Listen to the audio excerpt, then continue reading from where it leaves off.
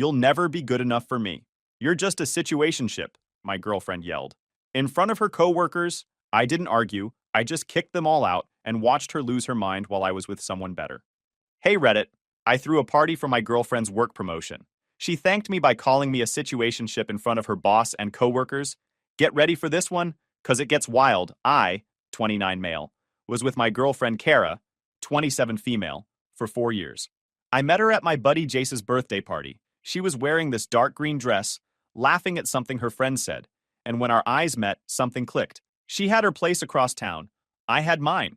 A 2-bedroom in the arts district, $1,800 a month. She worked as a talent acquisition specialist for a biotech startup called Nexion. Ambitious as heck, always networking, always talking about building something bigger. I was a quality control supervisor at a food manufacturing plant. Steady hours, decent pay, not glamorous. She was climbing. I was comfortable. The imbalance was already there. I just didn't want to see it. Here's the thing, though. I'd had my suspicions for a while. The phone always angled away when she texted. The team dinners that never included the team. Showing up late smelling like cologne that wasn't mine. Taking calls in my bathroom with the water running. The usual greatest hits. She didn't argue like a person. She argued like HR. But I kept my mouth shut. Because I needed proof. Because you don't make moves without documentation. The night everything went to pieces was supposed to be a celebration. Nexion had just closed a major partnership with some European healthcare network. Big deal, lots of money. Kara wanted to throw a party at my place. Not just friends. A full event with half her office, and people whose names I'd never heard in 4 years. I spent Saturday cleaning while she was at a quick meeting that turned into 5 hours. Hit the grocery store twice because I forgot ice like a total amateur. She breezed through the door around 4, barely looking at anything I'd done. Already on her phone, smiling at something on the screen. Babe, this looks amazing. Oh, John's bringing that imported stuff he was talking about. The good bottle. John, her boss. The VP of talent acquisition, who'd been mentoring her for nearly a year. The guy whose name kept showing up in conversations like an unwanted house guest. People started showing up around 7. The apartment filled up fast. Everyone dressed nice, upscale nice, and I suddenly felt underdressed in my jeans and button-up. These were her people. Her world. I handled the bar for the first hour at my own party. A few people made small talk, but nobody really cared about the answers. I was furniture, a service provider. Around 9, I was in the kitchen grabbing more ice when I heard her voice cut through the music. Honestly, I don't know why I'm still with him. I stopped. The bag of ice in my hands went still. She was standing near the balcony with 3 people from her office, glasses in hand. That casual posture people have when they're gossiping about someone who isn't there. I could see them through the doorway. I recognized 2 of them. Victor, some senior recruiter who always looked like he was smelling something bad. Another talent specialist who'd never said more than 2 words to me. The third one I didn't know. Victor said something I couldn't catch. Then louder. Come on, he seems like a decent guy. Kara laughed. Not her real laugh. The other one, the one that meant she was about to say something cruel and wanted plausible deniability. Decent doesn't get you anywhere in life, Victor. Decent doesn't open doors or get you into the rooms that matter.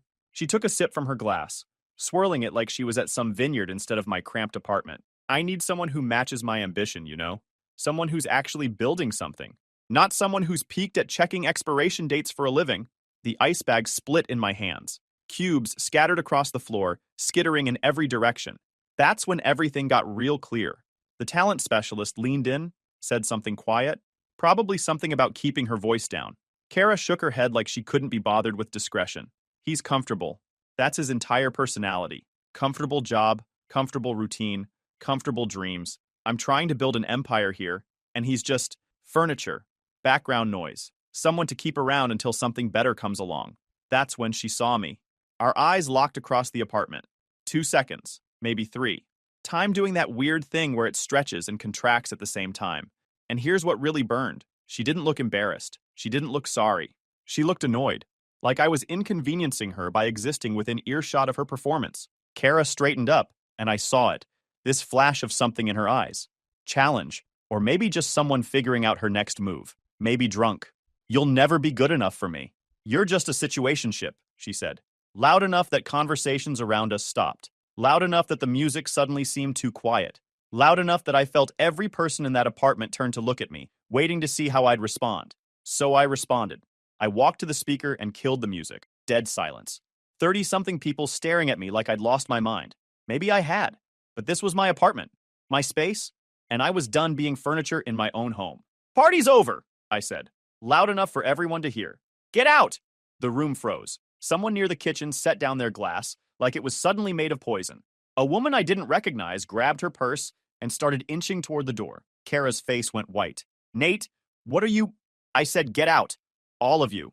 I looked at Victor, at the talent specialist, at John standing by the bar with that expensive bottle he'd brought, at every single person holding a glass I'd paid for in an apartment I paid for. This isn't a request. Victor set his glass down first and headed for the door without a word. The talent specialist followed, not making eye contact. The third person I didn't know was already grabbing their jacket. One by one, Kara's entire network filed out of my apartment like kids leaving detention, mumbling apologies, not looking at me, just trying to escape the blast radius.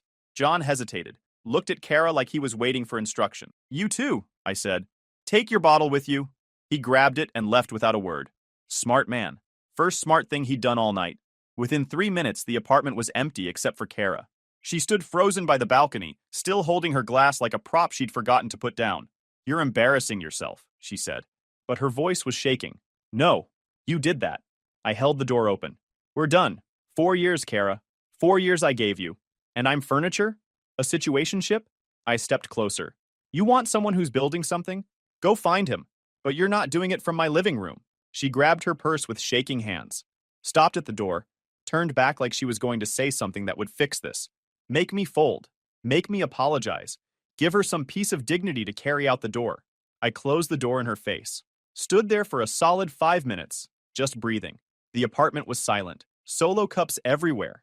The smell of her perfume still hanging in the air like a ghost. My hands were steady. Finally doing something I should have done months ago. I thought dumping her would be the end of it. I was wrong. The harassment started 3 days later. Dating app verification codes I never signed up for. Texts from random dudes. Hey, beautiful, asking what I was wearing. Took me a week to figure out she'd been giving my number to men at bars. The text that locked it in. Are you still at the bar? You said you were wearing the dark green dress? The dark green dress. The one she wore the night we met. She was using our history as a weapon.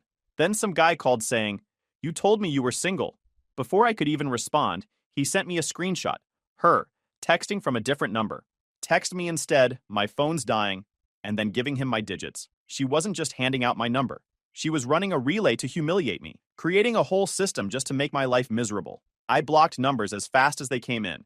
Changed my voicemail to, if you think this is Kara, you got played. Lose my number. Didn't stop them.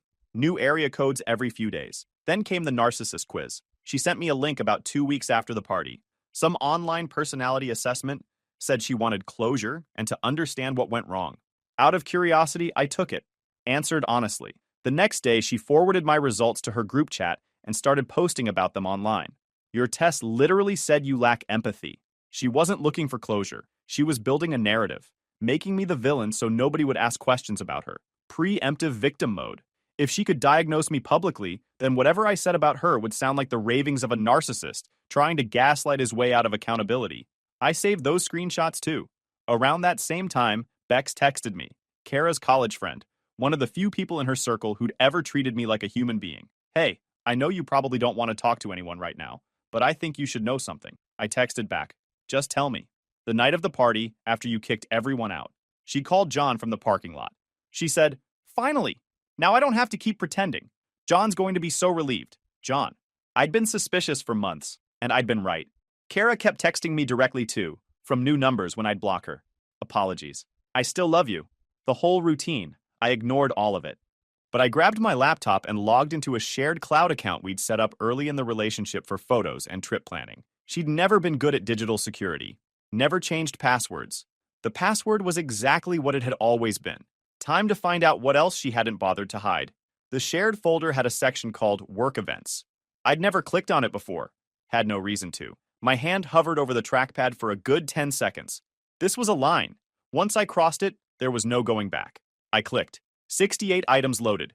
First photo, Miami. Kara and John at some rooftop bar. City lights behind them. His arm around her waist like he owned her. She was laughing, head tilted back, his face inches from hers. Timestamp, January. Almost 11 months ago. I scrolled. Austin. The two of them at some conference party that didn't look like any conference I'd ever seen. His hand on her lower back. her leaning into him like they'd done this 1,000 times. San Diego, candid shot at dinner, glasses raised, looking at each other the way people look when they're about to devour each other whole. Denver, her in a hotel robe, taking a mirror selfie with her phone. John visible in the reflection behind her, shirtless, grinning like the cat that got the cream. The timestamp said 11:47 p.m. I kept going. Each photo felt like swallowing broken glass, but I couldn't stop. Dozens of them. Her and John at industry conferences she'd told me were boring and full of meetings. At fancy restaurants she'd expensed as candidate dinners. In hotel rooms that definitely weren't separate bookings. The most recent ones were from 2 weeks ago. Portland. A whole weekend she'd told me was a mandatory recruiting summit. Something about team building and leadership training. Photos of them in matching company hoodies, hiking some trail in the woods, clearly sharing the same hotel room. Expensive bottle on the nightstand next to her phone charger. His jacket on the chair next to her dress. I needed metadata. Right-clicked, got info. The photos were geotagged. Pulled up the Portland hotel. The nines. $320 a night for a standard room. The one in the photo looked like a suite, probably closer to 500. I downloaded every single photo. Made a new folder on my desktop called Evidence. Then I went through her documents. Found expense reports going back almost a year. Line items that made my jaw clench so hard my teeth hurt. Client dinner, $285. Candidate travel, $940. Conference materials, $725. Team building event, $1,200. Some had receipts attached. I matched them with the photos. The Miami trip where they went to that rooftop bar? According to the expense report, she'd been there for a healthcare talent summit. The receipt showed dinner for two at a steakhouse, $285, charged to the company card, with a note about prospective candidate discussion. This wasn't just an affair. This was fraud. She'd been stealing from her company to fund romantic getaways with her boss. And John had been approving every single expense report she submitted. Almost a year of this. Hotel rooms, dinners, flights, rental cars, all of it charged to Nexion while they played house. John wasn't just cheating. He was a risk junkie who thought rules were for other people. I did the math.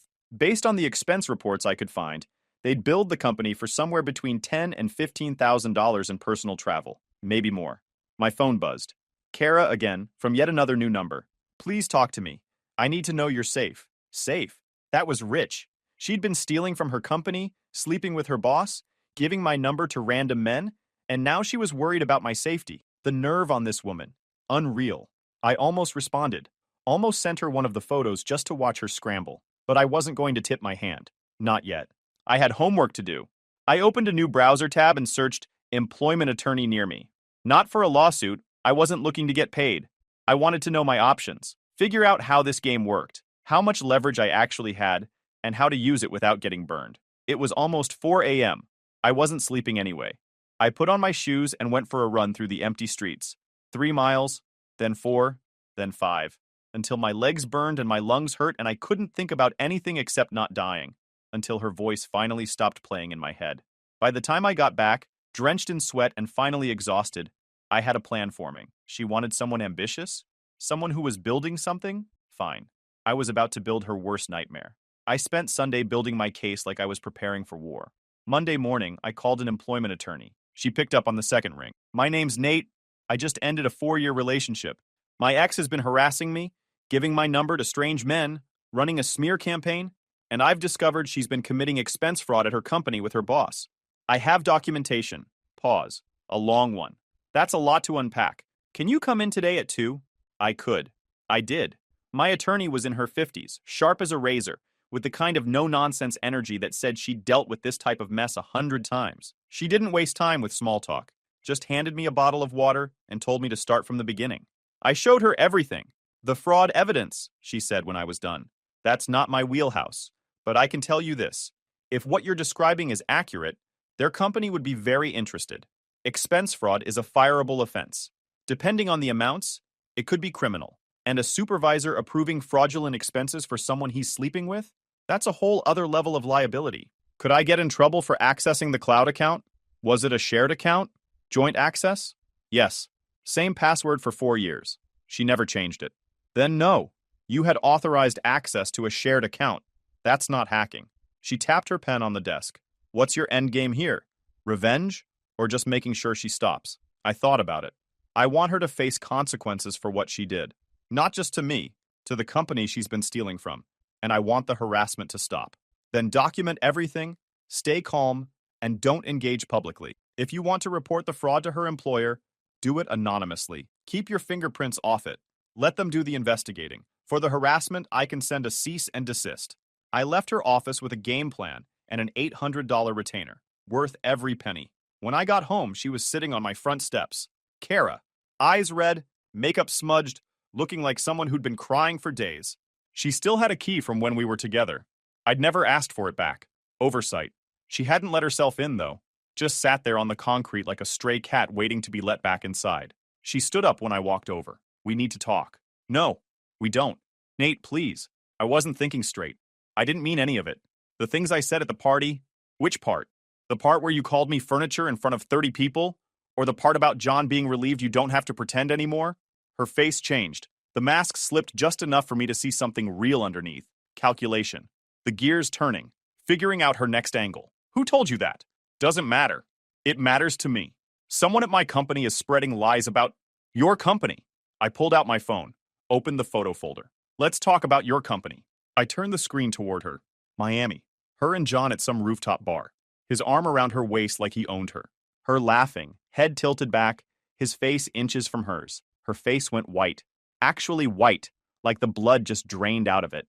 Where did you get that? Our cloud account. The one you uploaded 68 photos to over the past year? You never changed the password, Kara. Idiot biatch. She stared at me, then at the phone, back at me. I could see her brain working, trying to figure out how much I knew, what she could deny, what story she could spin to make this go away. Those were work trips. You're being paranoid. I swiped to the next photo. Denver. Her in a hotel robe, mirror selfie. John visible in the reflection behind her, shirtless, grinning. Work trip, huh? What were you working on exactly? She grabbed for my phone. I pulled it back. Try me. I looked up your company's employee handbook online. They have it posted on their careers page. No fraternization between supervisors and direct reports. And I'm real curious how they'd feel about John approving inflated expenses for your little romantic getaways. She looked at me like I'd grown a second head, like she genuinely couldn't process that I was capable of fighting back. You're bluffing. I pulled up the Miami expense report. Client dinner, $285, but the receipt shows dinner for two at a steakhouse. No client name, no meeting notes. That's fraud, Kara. Companies prosecute for that. She stared at me for a long moment. Then something shifted.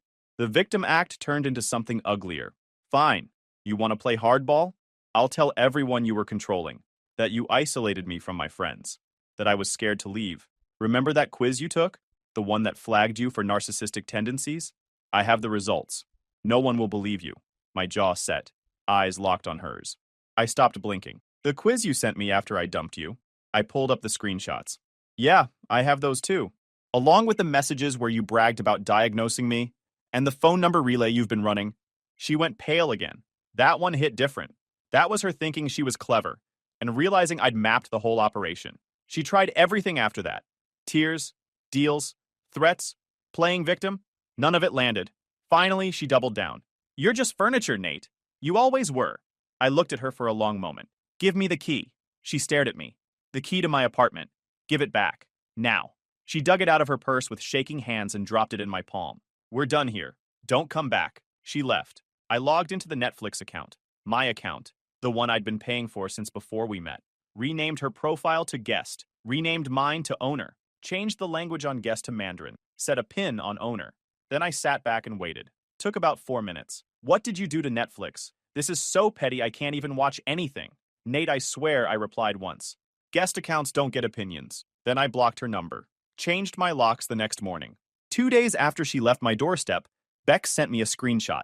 Kara had posted on her private Instagram, the one she thought I didn't know about, a long emotional caption about escaping a toxic relationship and finding the courage to leave, about how I'd been controlling and manipulative, how she'd been walking on eggshells for years, how she was finally free, how she'd seen the red flags but wanted to believe he could change. The comments were full of support, hearts and fire emojis. So proud of you, Queen. You deserve so much better. Your ex sounds like a nightmare. DM me if you need to talk. Women I'd met once, twice, never. All rallying around her version of events. A few people I barely knew sent me messages directly. I always knew something was off about you. Hope you're getting help. Kara told us what you did.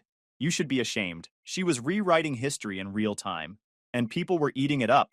That was her gift, narrative control. She sold stories about people for a living, and now she was selling one about me. I wanted to respond to every single one, wanted to post the photos, the expense reports, the evidence, wanted to burn her to the ground publicly and let everyone see who she really was. But my attorney had said to wait. Document but don't engage. Let her dig her own grave. So I did the smart thing. I put my phone in a drawer and went for a 5-mile run, then another the next day, and the next. A week passed, then 2. Life got quieter, started sleeping better for the first time in a long time. Hit the gym hard, focused on work, let her spiral without me. My attorney sent a cease and desist about the abuse posts. Preserve all communications. Future false statements will be used in court. Not a lawsuit, just a letter. But it threatened her only real power, the narrative. The posts started disappearing within hours. Her social media went quiet for about a week. I figured she was regrouping, planning her next move. Then she made a mistake, a big one. She posted publicly this time, all her social media, a long, emotional statement about narcissistic abuse and healing from trauma. She didn't name me directly, but she might as well have. Everyone who knew us could connect the dots. And then John, the genius VP of talent acquisition, the man responsible for hiring people who could supposedly make good decisions, commented on her public post. So proud of how far you've come. You deserve someone who supports your dreams and matches your energy. I screenshotted it immediately. The absolute idiot had just publicly confirmed their relationship while pretending it started after she left me. The timestamps on those photos told a very different story. That night, I created a new email account. Burner address, no identifying information, VPN running just to be safe. Wrote a simple, factual message to Nexian's HR department and their ethics hotline. To whom it may concern, reporting potential policy violations involving Kara, talent acquisition specialist, and John, VP of talent acquisition. Evidence indicates an approximately 11-month romantic relationship within a direct reporting line, likely violating Nexian's non-fraternization policy. There also appears to be systematic expense fraud. Multiple trips expensed as business travel appear to be personal travel, supported by attached photos, timestamps/geolocation, and related expense reports/receipts showing inconsistencies. Submitting anonymously due to fear of retaliation. Attachments, 12 metadata intact photos, 6 expense reports with mismatched receipts, timestamped screenshot of John's public comment on Kara's post. I read it over 3 times, checked the attachments, made sure there was nothing that could trace back to me. Then I hit send. The investigation moved faster than I expected. Bex kept me updated. HR pulled Kara and John into separate interviews on day 2, brought in an outside firm to audit the financials. The photos were damning enough, but once they started pulling receipts, everything unraveled. 2 days after the interview started, she showed up at my plant. Not my apartment, not the parking lot. The actual facility, at shift change, when the whole place turns into a moving wall of steel-toe boots and fluorescent light. Hundreds of guys filing in and out, trucks backing up to loading docks, forklifts beeping warnings. The worst possible place to have a private conversation, which meant she wasn't looking for private.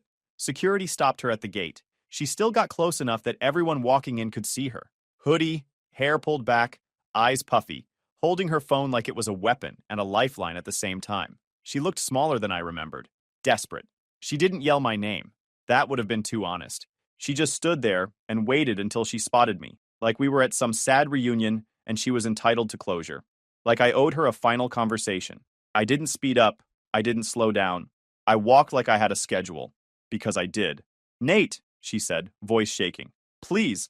I stopped right at the fence line, close enough to hear her over all the noise, far enough that she couldn't touch me. She hated that. You could see it in her eyes, the frustration of not being able to close the distance. I'll pay you, she said fast. Whatever you want. I'll post that I lied. I'll delete everything.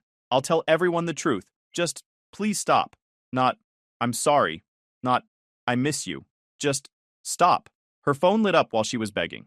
Screen facing me for half a second. John calling. She swiped it away like it burned her. It buzzed again. Another call. Then a text notification. Then another. Her phone was lighting up like a Christmas tree. John, probably HR, maybe both. The whole house of cards was coming down in real time, and she was standing at my gate trying to stop it with her bare hands. She looked back at me like I didn't just see the whole point. His wife doesn't know, she said. Quieter now. His kids! Nate, please, don't do this to them. I watched her phone buzz twice more while she waited for my answer. I leaned in just enough that she could hear me over the noise. You already did, I said. That's why this is happening. Then I turned and walked through the gate. Security closed it behind me. The investigation wrapped up 3 weeks after it started. The photos were damning, but the paper trail was worse. 11 months of inflated expenses, claiming higher hotel rates than they paid, expensing personal Ubers as business travel, doctored receipts with amounts changed and dates shifted. The audit found a pattern, not a mistake. $12,000, maybe more. While HR was building their case, Kara was still out there spinning her narrative. Another post about healing, another vague reference to her difficult past, more comments from people who had no idea what was actually happening. And then she really overplayed her hand. She filed a complaint against Nexion with the State Labor Board, claimed she was being targeted and retaliated against for speaking out about workplace harassment, said John had pressured her into the relationship, that she'd felt coerced because of the power imbalance, that she'd been too scared to say no. She was trying to flip the entire script, make herself the victim of the guy she'd been willingly sleeping with for almost a year, turn a consensual affair into a harassment case so she could sue the company instead of getting fired by it. But HR had the messages. Hundreds of texts between Kara and John pulled from company servers during the investigation. And they showed exactly what I'd suspected. She'd pursued him. Aggressively. Messages about how she couldn't stop thinking about him. About wanting to take things further. About being so happy after their first trip together. About how she'd never felt this way before. She'd initiated the whole thing. Planned the trips. Suggested the hotels. Even picked the restaurants. And now she was trying to throw him under the bus to save herself. John got walked out the day the investigation concluded. His wife found out through the investigation and filed within 2 weeks. Temporary orders came quick. Loss of the house, limited custody. Everything after that was a slow grind. Turns out mentoring your subordinate in hotel rooms across the country isn't a great look in family court. Kara's labor board complaint got dismissed 3 weeks later. No evidence of coercion. Plenty of evidence that she'd been a willing, enthusiastic participant. The investigator basically said she tried to hide behind harassment laws to cover her own mess. She posted one more time, claiming she'd been set up by a vindictive ex who manufactured evidence, that the photos were taken out of context. The post got less traction than her earlier ones. People were starting to ask questions. Her story had changed too many times. Wait, didn't you say you left him? Someone asked. How did your ex get photos from your work trips? She deleted the post within an hour. 4 months passed. I heard through the grapevine that Kara had moved to a cheaper apartment on the other side of town. Small place. Nothing like the trendy neighborhood she'd been so desperate to live in. Word was she'd taken a job answering phones at some insurance agency. Not exactly the empire she'd envisioned. Not exactly the rooms that matter. John was dealing with his own implosion. Divorce finalized after months of court dates. His wife took the house, primary custody of the kids. He ended up in a 1-bedroom apartment across town, paying child support and alimony while his career went up in flames. Last I heard, he was trying to rebuild in a different state, different industry entirely. Hard to get hired as a VP when terminated for ethics violations shows up in your background check. The risk junkie finally found a bet he couldn't win. As for me, I was doing better than I had in years. The apartment felt different now, lighter. Same 2-bedroom in the arts district, same balcony with the park view, but no one else's drama filling the space. No one making me feel like I wasn't enough. Just my stuff, my space, my peace. Got a promotion at work 3 months in. Better title, solid raise. My supervisor said I'd been showing real initiative lately, taking on projects, mentoring newer guys on the floor, stepping up when things got complicated. Funny how easy it is to focus when you're not constantly managing someone else's chaos. Hit the gym 5 days a week, lost 20 pounds. Actually slept through the night for the first time in years. Stopped waking up at 3 a.m. with my heart racing, wondering what I'd done wrong this time. Replaying conversations in my head, trying to figure out where I'd failed. Started dating again. Nothing serious. Met a woman named Riley through a mutual friend. She worked in graphic design, had a dry sense of humor that matched mine, and didn't make me feel like I needed to apologize for existing. We'd been on maybe 6 dates, taking it slow because I'd learned that lesson the hard way. Life was good, quiet, mine. Then, one Thursday evening, I was grabbing groceries at the store near my place, just picking up stuff for the week like a normal human being. Pushing my cart through the cereal aisle, debating between 2 kinds of granola like the biggest decision I had to make was fiber content. Normal problems, simple choices. And there she was, Kara, standing in front of the protein bars, staring at her phone like it owed her money, or maybe just scrolling through the wreckage of her reputation. She looked different, smaller somehow, hair pulled back in a messy ponytail, no makeup, wearing a hoodie and jeans I didn't recognize. Nothing like the polished corporate girl who'd told 30 people I wasn't good enough for her. Nothing like the woman who'd been building empires and dreaming of rooms that matter. She was now just someone buying groceries in the middle of a Thursday, trying to figure out how her life had gone so wrong. She looked up. Our eyes met. For a second, neither of us moved. Fluorescent lights humming overhead. Some kids screaming about fruit snacks 3 aisles over. Normal grocery store noise that suddenly didn't matter. Like we were just two strangers who happened to need protein bars on the same Thursday afternoon. I should have walked away. Should have just kept pushing my cart toward checkout and pretended I hadn't seen her. 4 months of peace. 4 months of moving on. 4 months of building something that was actually mine, that nobody could take from me. But she walked toward me. Of course she did. Nate. I stopped. Didn't say anything. Just waited. Gave her nothing. She crossed her arms. That familiar defensive posture I'd seen 1,000 times when she was about to say something she knew I wouldn't like. Same old Kara. Different circumstances. I heard you got promoted. News travels. I also heard you're seeing someone. I didn't respond. Wasn't any of her business anymore. She laughed. This brittle little sound that had no joy in it. You know what's funny? I spent 4 years thinking you were the problem. That you were holding me back. That I needed someone more ambitious, more connected, more everything. She shook her head. Turns out the only thing holding me back was me. That's a nice realization. Bit late, though. Her eyes flashed. That old anger I remembered. You reported me, didn't you? The anonymous tip. I kept my face neutral. You ruined my career. You submitted the receipts. Say it. Say you reported me. No. She waited like I owed her something. I pushed my cart around her like she was a display. Nate. I stopped but didn't turn around. I really did love you. In my own way. That's the saddest thing I've ever heard. I walked away. Didn't look back. Didn't need to. Could feel her standing there in the cereal aisle, watching me go. Finally getting it. Some bridges don't just burn. They get blown up on purpose. The checkout line was short. I paid for my groceries, loaded them in my car, and drove home to my quiet apartment with the park view. The same apartment I'd lived in for years.